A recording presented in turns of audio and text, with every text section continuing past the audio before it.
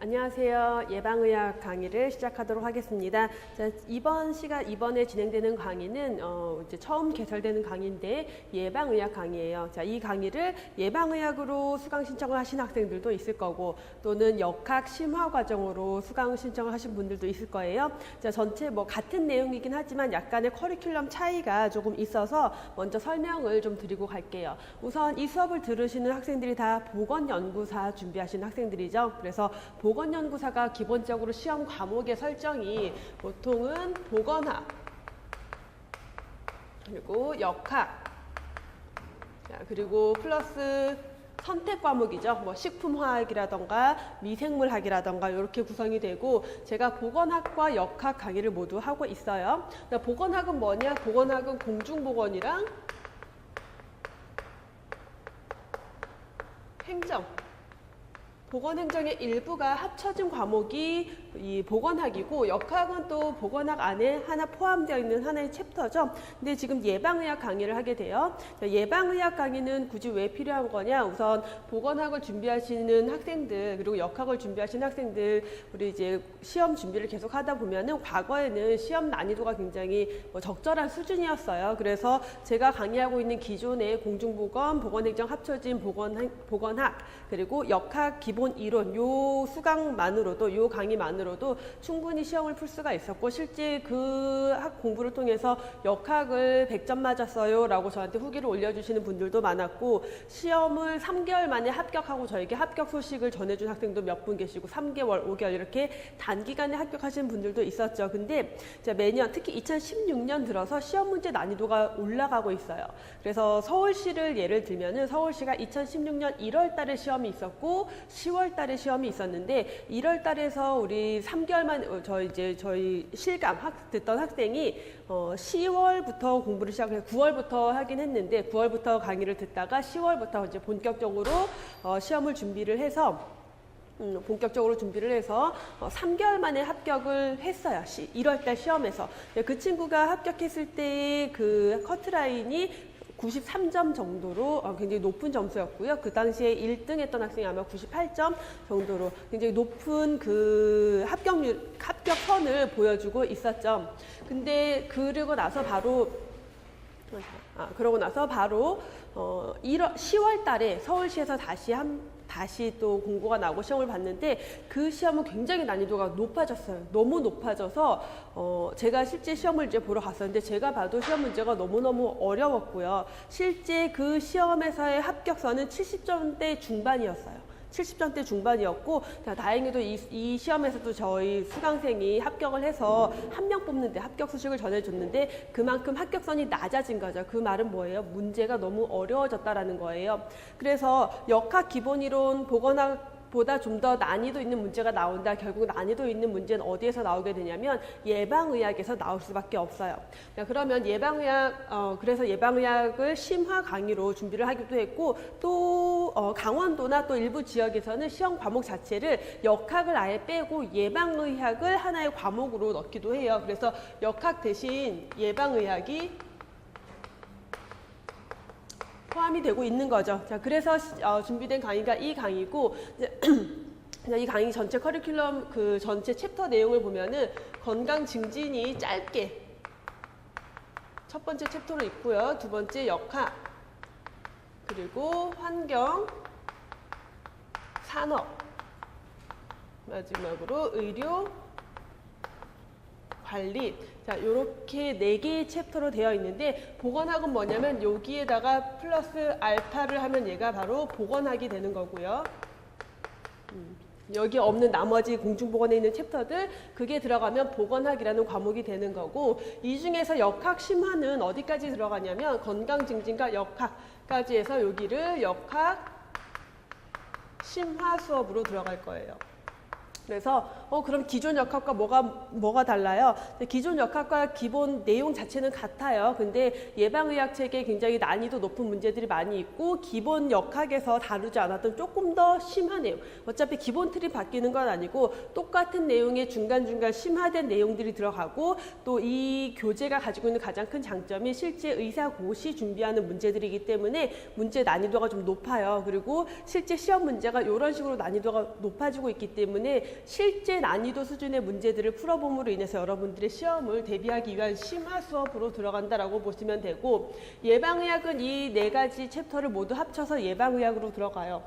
그러면 환경, 산업 다 했는데 환경과 산업 같은 경우는 이제 우리 보건학에서 다룬 모든 내용을 다루는 건 아니고 그 중에서 일부 내용들을 조금 더 깊이 있게 다룬다 정도로 보시면 되고 의료관리는 보건행정에 대한 내용들을 보게 될 거예요. 그래서 보건학을 준비하시는데 이 예방의학이 하나의 보건학에 대한 심화 과정이다라고도 생각하실 수 있는 과목이 되겠죠. 자, 그래서 이렇게 진행되는 과목이고요. 자, 교재 보시면 KML이 그래서 의사 국가고시 시험 문제집이에요. 문제집을 가지고 강의를 진행을 할 거고 전체 챕터 설명드렸다시피 건강 증진부터 역학 그리고 환경 산업 보건 의료 관리가 있습니다. 역학은 건강 증진 역학 합쳐서 역학 심화 이론으로 들어간다는 걸 알고 강의를 진행을 하면 될 것 같아요. 그래서 지금부터 강의 시작하도록 하겠습니다. 건강 증진부터 내용을 들어가 보도록 할게요. 건강에 대한 정의 나오는데 건강에 대한 정의를 하기 전에 우리 보건학에서 했던 내용이죠. 건강에 대한 개념 변천을 한번 살짝 잡아보고 가면은 건강에 대해서는 굉장히 사회적 어떤 철학적 사조라든가 과학적 발전 이런 것들에 의해서 건강에 대한 개념들이 발전해 오고 있죠. 그래서 건강에 대해서 19세기 이전에는 신체 개념의 건강이다. 그래서 사람의 신체적인 문제에만 포커스를 두다가 심신 개념, 이렇게 생물학적으로 모든 것이 설명되지 않아. 그래서 심신 개념으로 넘어갔고 그러다가 정신적인 거, 신체적인 거 같이 보고 있었죠. 그러다가 생활 개념, 단순히 내가 내 몸만 건강하면 끝나는 게 아니라 내가 사회생활을 잘 영위할 수 있어야 돼. 그래서 생활의 개념, 사회적 건강의 개념까지 넘어가고 최근에 와서는 생활수단의 개념. 그래서 건강이라는 게 건강한 게 목표가 아니라 건강해야 내가 생활을 할 수 있어. 삶의 질을 높이기 위한 하나의 수단이다 라는 개념까지 발전을 해왔어요. 그래서 건강에 대해서 이렇게 개념이 발전이 되어 왔고 건강에 대한 정의를 좀 보면은 먼저 우리 동그라미 나오는 거 우리 보건학, 역학에서 다 다뤘던 내용이죠. 이 원 안에서 설명하고자 하는 거는 건강의 연속선 개념이다. 그래서 건강한 상태, 불건강한 상태 이렇게 끊어지는 게 아니라 건강한 사람이 건강이 나빠지고 굉장히 안 좋아졌다가 회복될 수도 있고 나빠지다가 다시 좋아질 수도 있다라는 걸 설명하고 있는 원이죠.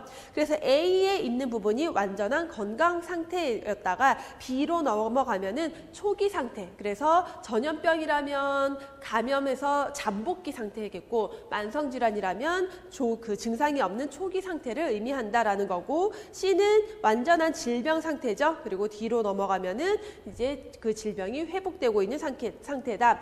그래서 자, A, B, C, D 중에서 보건의식이 향상된 사람, 건강에 대해서 좀 더 많은 생각을 가지고 있는 사람들은 B, C, D를 모두 건강하지 않은 병적인 단계다라고 인식을 하지만 보건의식이 빈약한 계층에서는 어떻게 C, 완전한 어떤 증상이 있는 상태만 병적으로 인식하기 쉽다라는 설명을 하고 있고요. 다음에 건강에 대한 정의들 중에서 WHO의 정의, WHO는 신체적, 정신적, 사회적 건강을 정의했다. 그래서 단순히 질병이 없거나 허약하지 않을 뿐만 아니라 신체적으로도 정신적으로도 사회적으로도 완전한 안녕 상태다. 그 중에서 강조된 현대에 와서 강조되는 개념이 바로 사회적 건강, 생활의 개념을 설명하고 있는 거죠. 생활의 개념, 사회적 건강. 그래서 WHO의 건강의 정의인데 그 정의에 대한 특징을 보면은 사회적 측면을 강조하고 있다. 생활의 개념을 반영하고 있다라는 것. 그리고 건강에 대해서 어떤 선언적 의미만 가지고 있어요. 구체적인 측정 가능한 지표 이런 걸 제시하지 않고 당위적인 측면, 선언적인 측면으로만 가지고 있는 내용이다. 그래서 구체적이지 않다라는 것. 그렇기 때문에 어떤 평가 지표로 사용이 될 수가 없다라는 단점도 가지고 있는 거죠. 보편적인 인간의 가치를 모두 포함한다. 그래서 신체적, 정신적, 사회적인 부분을 모두 포함하고 있다. 자, WHO의 건강에 대한 비판을 좀 보면은 너무 비현실적이고 이상적이다라는 거죠. 완전한 안녕 상태라는데 완전한 안녕, 너무 이상적이고 비현실적이다라는 설명, 그리고 건강을 정적인 개념으로 보고 있다. 근데 현대에 와서 생활의 개념, 생활 수단의 개념으로 넘어오면서 건강에 대해서는 연속선 개념, 건강과 불건강한 상태가 왔다 갔다 할 수 있는 개념으로 보고 있는데 WHO의 정의는 너무 정적으로 어떤 상태다라고 하고 있다라는 게 단점으로 비판을 받고 있죠. 자, 그 밖에 굉장히 많은 학자들이 건강에 대한 정의를 했었는데 요거는 우리가 공중보건학 그리고 역학에서 다뤘던 내용들이죠. 그래서 블랙스터라는 학자 긍정적인 정의, 포지티브적인 정의와 부정적인 정의, 네거티브적인 정의로 건강을 구분을 했어요. 그래서 긍정적인 정의는 어떤 정의? 나 잘 지내. 나 굉장히 좋아. 내 상태는 굉장히 좋은 상태야. 라고 긍정적으로 설명할 때는 긍정적인 정의고, 네거티브적이다. 부정적인 정의는 어떻게? 부정적인 정의 또는 소극적인 정의라고도 하는데, 적극적인 정의, 지금 여기에서 부정적인 정의라고 했지만 얘를 더 정확하게는 소극적인 건강을 부정적이라는 표현을 쓰지 말고 소극적이라는 표현을 쓸게요. 소극적이라고 하면 어떤 식으로 나 아프지 않아, 아픈데 없어, 좋아가 아니라 아프지 않아, 이런 식으로 네거티브적으로 설명을 하는 경우를 소극적인 정의라고 해요. 나 두통 없어, 나 감기 안 걸렸어, 이렇게 설명되는 게 바로 소극적인 정의죠. 두 번째, 베르나르와 캐논. 우리 보건학에서는 베르나르라는 학자만 봤지만 캐논이라는 학자, 프랑스의 베르나르와 미국의 캐논이라는 학자는 항상성에 대해서 설명이 됐죠. 외부 환경이 변하더라도 나의 내부 상태가 항상 그 상태를 유지하고 있는 상태가 건강이다라고 했던 학자 베르나르와 캐논이 있었고요. 와일리라는 학자는 유기체가 외부 환경에 잘 적응하는 것, 그래서 환경을 언급했다. 환경과의 관계를 중요시했다라는 거. 파슨스, 가장 중요한 건강에 대한 정의 중에 하나죠. 사회적인 역할, 사회적 건강을 정의했던 사람. 그래서 건강이라는 것은 내가 나의 사회적 역할에 잘 적응하는 상태다. 사회적 역할을 수행할 수 있는 상태다. 나의 임무, 역할을 수행할 수 있는 상태가 건강이다라고 했고, 뉴먼은 신체적, 정신적, 도덕적으로 최고로 발달한 완전히 조화된 인간이 건강이다. 그리고 마지막 윌슨은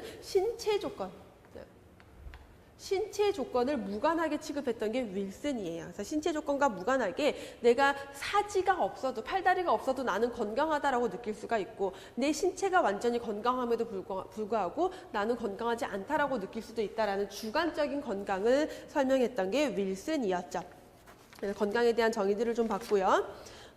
문제 바로 이어서 보시면은 다음 중 옳은 것, 그 그림 안에서 건강의 연속선을 설명하고 있는 그림이죠.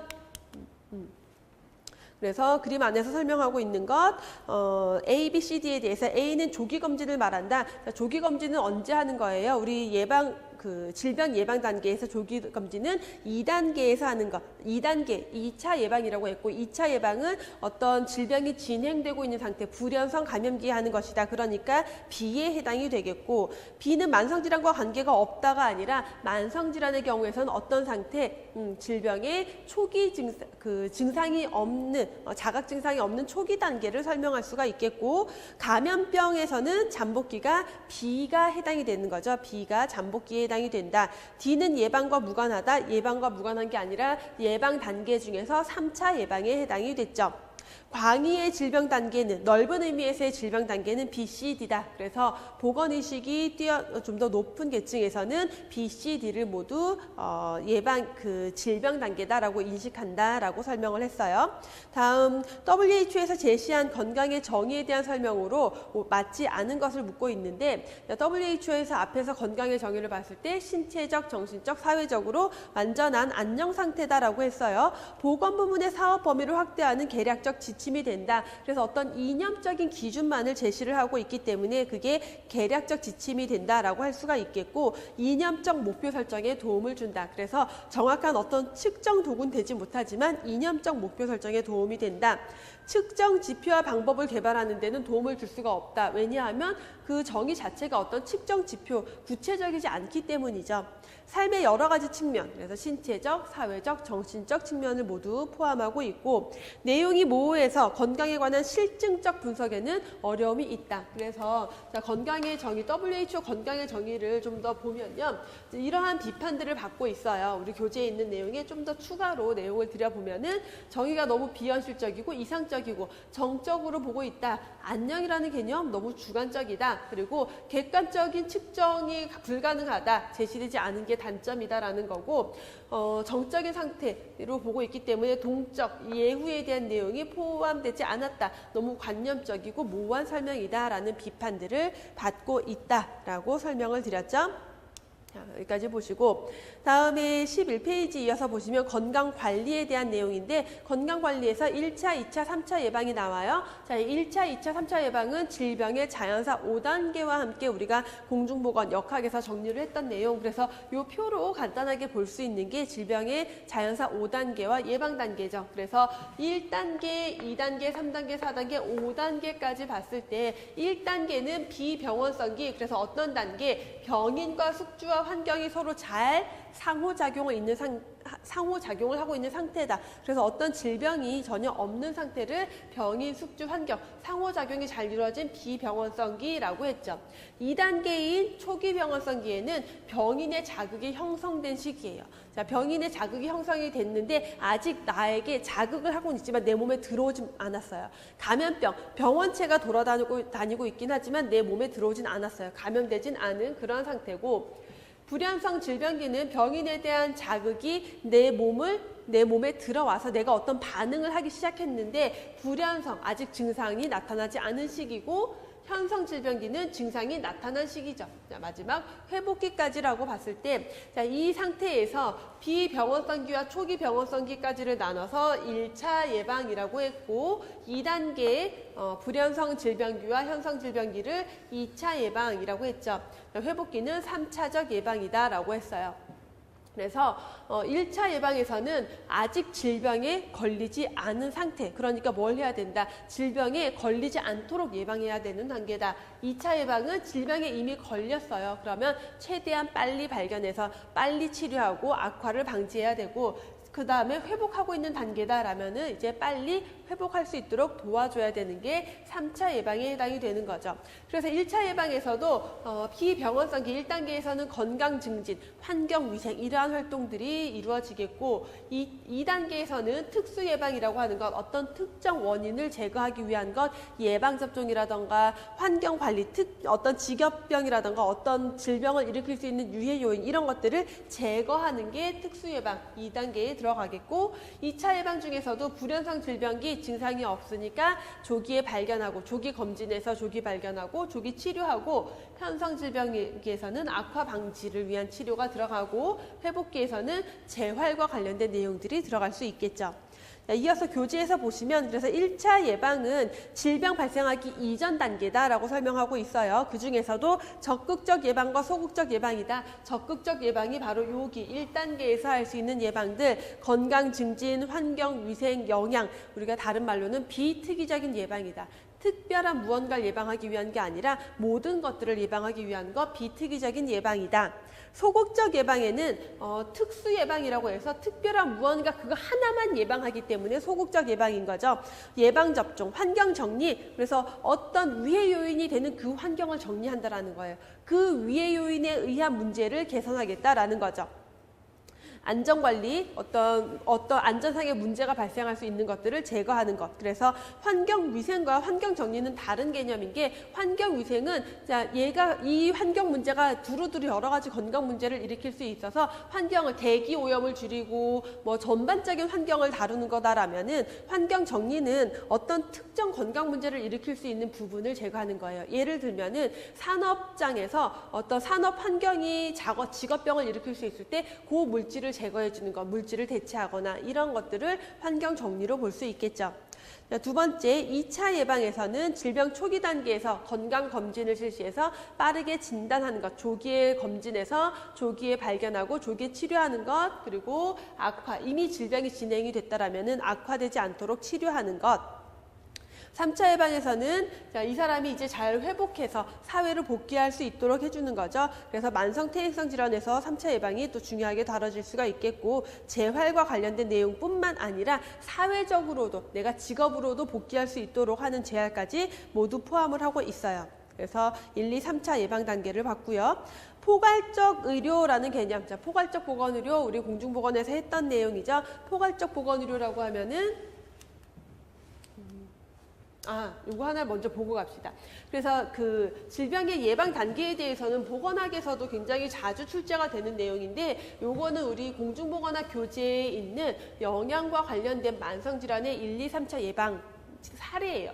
그래서 이 내용은 우리 공중보건학 만성질환 파트에 이 내용이 그대로 들어가 있는 내용이니까 참고를 해서 한 번 더 보시면 되겠고, 이 내용들은 지문 자체가 그대로 시험 문제로 출제가 돼요. 1차, 2차, 3차 예방에. 그래서 이 내용을 보면은 우리가 기존에 구분했던 거랑 조금 헷갈려 하시는 분들이 많이 있어요. 그래서 그 내용을 좀 정리하고 갈게요. 자, 1차 예방에서 보시면 질병에 걸리기 전에 미리 예방하는 거다라고 했는데, 지역의 성인 교육센터의 영양광자, 당연히 1차 예방이겠죠.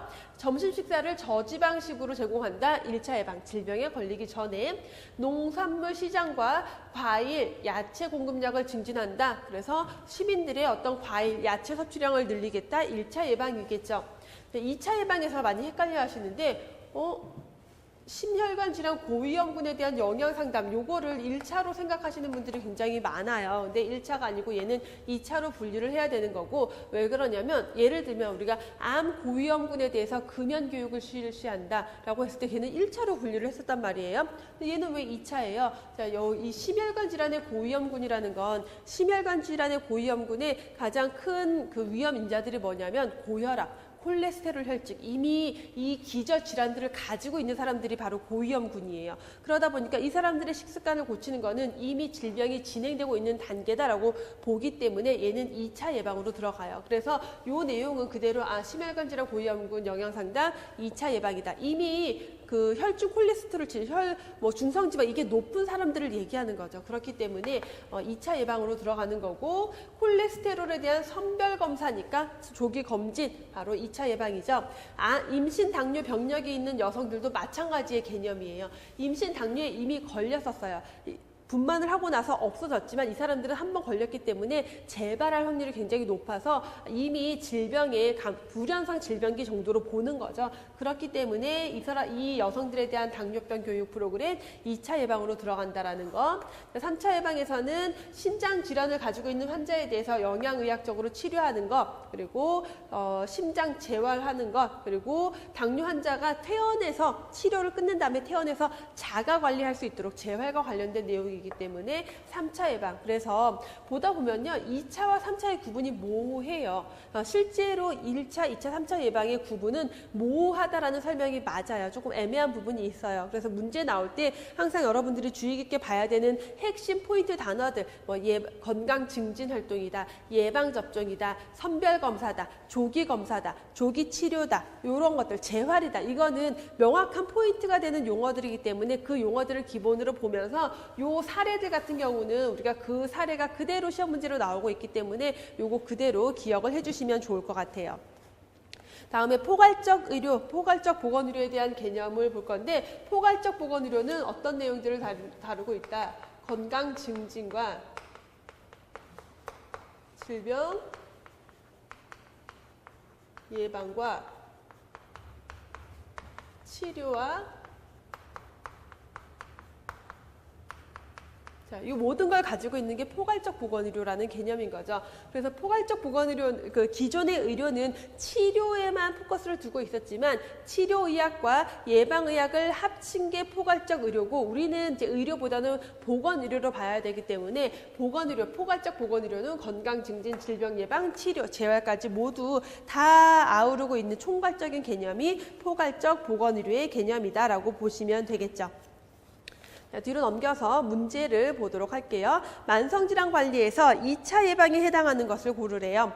뇌졸중 환자의 재활치료, 자, 재활치료니까 3차 예방이겠고, 직장 점심 식단의 저지방 식사 제공 1차 예방이었죠. 당뇨병, 당뇨 콩팥병, 당뇨가 있고 신장에 질환이 있는 환자에 대한 영양교육. 자, 이 사람은 당뇨에 이미 합병증까지 온 거예요. 그렇기 때문에 3차 영양교육이지만 3차 예방에 들어가는 거죠. 다음 4번에 당뇨병 가족력이 있는 50대 남자의 혈당 검사 조기 검진을 위한 거니까 2차 예방, 그러니까 2차 예방에 해당되는 건 4번이고, 심근경색증으로 입원한 환자의 흡연자의 금연 교육, 그래서 이미 질병이 진행된 사람의 어떠한 그 재활과 관련된 내용으로 들어갈 수 있는 거죠. 흡연자에 대한 금연 교육인데 그냥 흡연자가 아니라 심근경색증 환자에 대한 거니까, 그래서 정답 4번이죠. 다음에 2번 문제 보실게요. 만성질환 관리에서 3차 예방을 통해서 줄일 수 있는 것. 자, 1차 예방을 통해서는 우리가 줄일 수 있는 게 발생률이에요. 그래서 1번에 있는 발생률은 1차 예방을 통해서 줄일 수가 있겠고, 이 유병률을 줄일 수 있는 것. 자, 1차 예방을 통해서 발생률 자체를 줄이면은 유병률을 줄일 수는 있겠죠. 근데 2차 예방을 활성화시키면은요, 유병률이 증가하게 된다라는 특성도. 그래서 검진을 많이 하면은 환자가 아니었던 사람이 환자로 빠르게 진단을 받기 때문에 유병률이 오히려 증가할 수가 있겠고, 조기 치료율을 높인다. 자, 조기 치료율을 높일 수 있는 방법은 2차 예방이겠죠. 2차 예방을 통해서 조기에 검진해서 조기에 치료한다. 3차 예방, 장애를 줄이기 위한 재활 치료죠. 그래서 장애 발생률을 줄일 수 있는 거 3차 예방이고, 건강검진 미수검률. 자, 2차 예방을 통해서 2차 예방 활동을 높일수록 건강검진의 미검수율은 떨어지겠죠.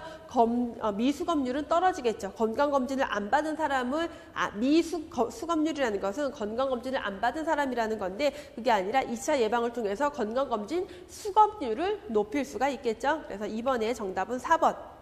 포괄적 보건의료 서비스에 대한 개념 가장 옳은 것 하면은 3번에 있는 예방, 치료, 재활 등을 다 포함하는 개념이 포괄적 보건의료라고 했고, 마찬가지 4번 문제 포괄적인 의료에 대한 설명, 예방의학과 치료의학을 통합한 충합적인 개념이 바로 포괄적 보건의료다라고 했죠. 5번 문제, 2차 예방에 대한 설명으로 옳은 것 보시면은 2차 예방 조직 변화로서 병리 단계 중에서 초기 단계에 해당이 된다. 자, 2차적 예방이 진행되는 건 병리적 단계가 이미 진행이 된 초기 단계에 빠르게 진단하고 빠르게 치료하는 것이다. 맞는 설명이겠고, 질병 단계로서 감수성 단계이다라고 하고 있는데, 자, 질병의 자연사 5단계에 대한 설명으로 봐야 되겠죠. 자, 2차 예방은 불연성 질병기, 그래서 초기 질병 진행 초기 단계부터 시작이 되는데, 감수성 단계라는 것은 내가 질병에 걸릴 수 있는 상태, 바로 요 2단계에 해당이 되는 거죠. 그러면 1차 예방에 해당이 될 수 있다라고 보면 되겠고, 증상 발현 과정에서 불연성 단계가 이에 해당이 된다. 자, 불연성 질병기는 2차 예방에 해당이 된다. 건강 증진과 특수 대책에 해당이 된다. 자, 건강 증진은 여기에서, 특수 대책, 특수 예방은 여기에서 1, 2단계 1차 예방에 해당이 되죠. 그러면 옳은 게 가와 다. 정답 2번이죠. 그래서 여기까지 해서 건강 증진 내용까지 봤고요. 의료 윤리에 대한 부분은 제가 다루지 않겠습니다. 그래서 건강 증진에 대한 부분 가볍게 살펴봤고, 잠깐 여기까지 하고 다음 시간에 이어서 역학에 대한 내용으로 들어가 보도록 할게요.